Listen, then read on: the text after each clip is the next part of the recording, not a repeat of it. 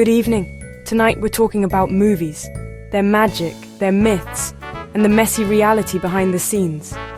We love the spectacle, but behind the glitz lies a world of whispered deals, broken promises, and uncomfortable truths.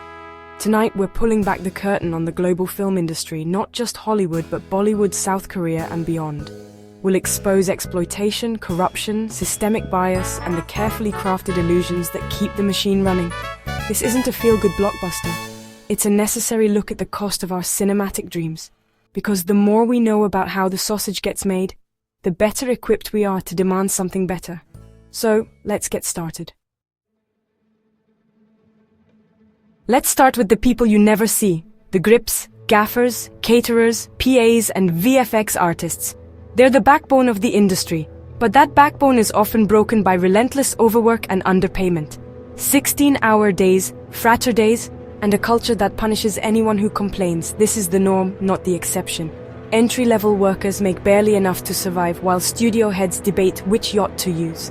Safety is often sacrificed for speed, leading to preventable tragedies like the deaths on Midnight Rider and Rust.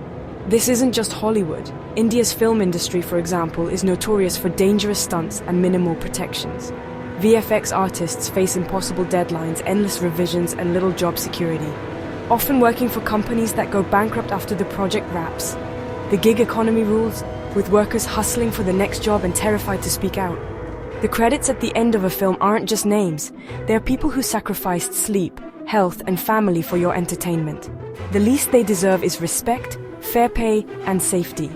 Without them, there's no movie magic, just a blank screen. Remember them the next time you watch the credits roll. The industry's foundation is built on their exhaustion and exploitation. It's time we see them as essential, not expendable. The magic of cinema is their labor. Let's not forget it. Let's demand better. Now let's talk about the casting couch, the industry's ugliest open secret. For decades, powerful producers and directors have traded roles for sexual favors, preying on the vulnerable. The Me Too movement exposed some predators, but this abuse is as old as the industry itself. The power imbalance is staggering. One phone call can make or break a dream. Victims are coerced, silenced by NDAs, and threatened with career ruin if they speak out. This isn't just Hollywood. Bollywood and South Korea have their own scandals, with careers destroyed for refusing advances. Abuse isn't always sexual. It's also emotional manipulation, body shaming, and psychological control. The system protects abusers, prioritizing profit and reputation over justice. Survivors who speak out face blacklisting, while predators are shielded by powerful allies.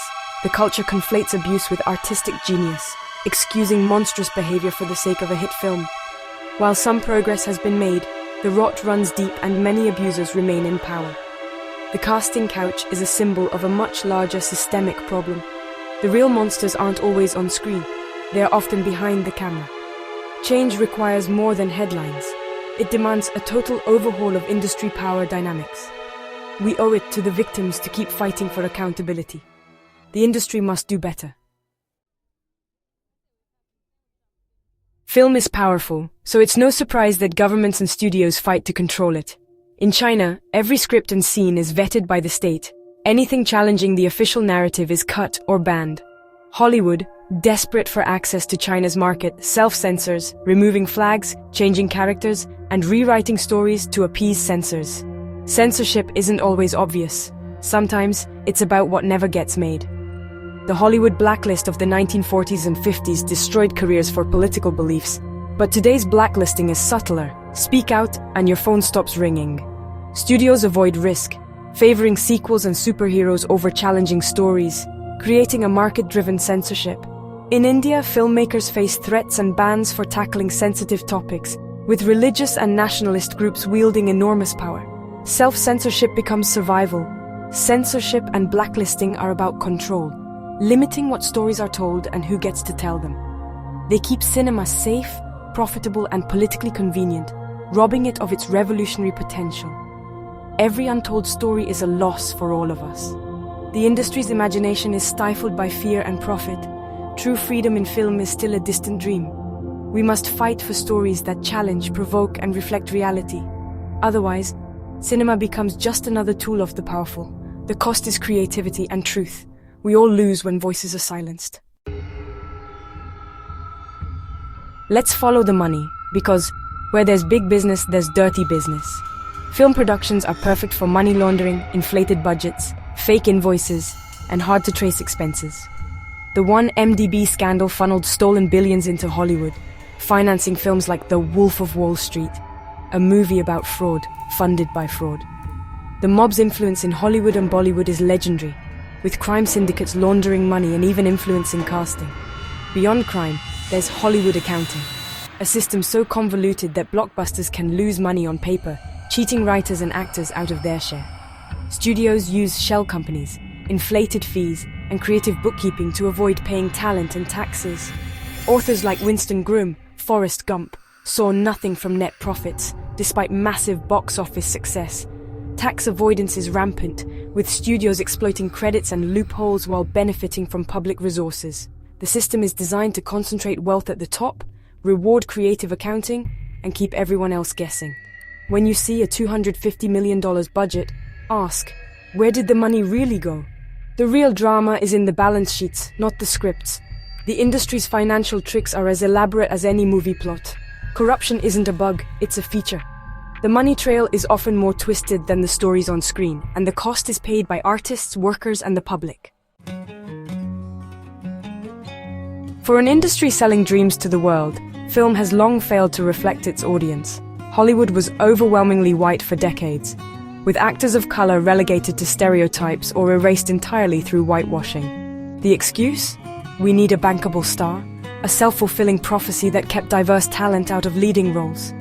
Films like Black Panther and Parasite prove diversity sells, but progress is slow and fragile. Gender bias is rampant, female directors are rare, and women on screen are often reduced to love interests or background props.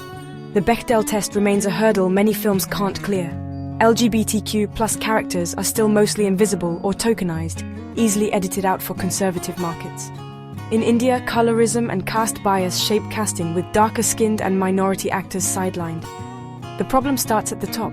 Studio heads and financiers are overwhelmingly white and male, championing stories that reflect their own experiences. Real change isn't about ticking boxes, it's about telling richer, more authentic stories. The industry has made some progress, but a century of exclusion won't be fixed overnight. Representation matters, not just for fairness, but for better storytelling. Cinema should look like the world it entertains.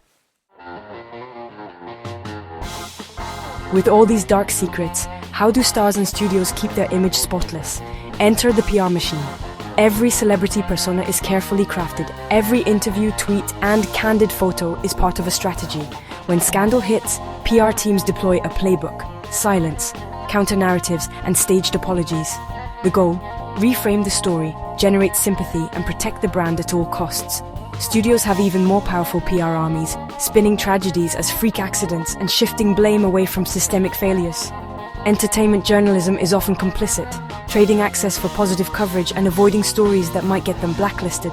Oscar campaigns are massive PR operations, shaping narratives and buying buzz. The result? A sanitized, polished fantasy world, both on and off screen. The truth is buried under layers of spin and image management. The PR industry ensures the facade never cracks, no matter the cost.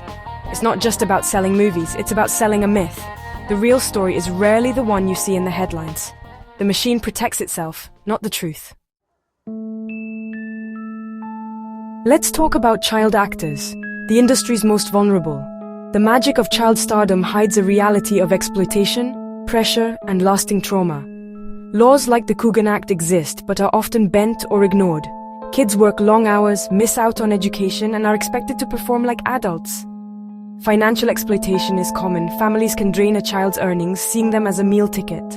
The psychological toll is immense.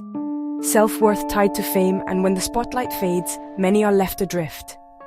Rates of depression, addiction, and worse are tragically high among former child stars. Abuse is a constant risk. Predators exploit the power imbalance, and the system too often protects them.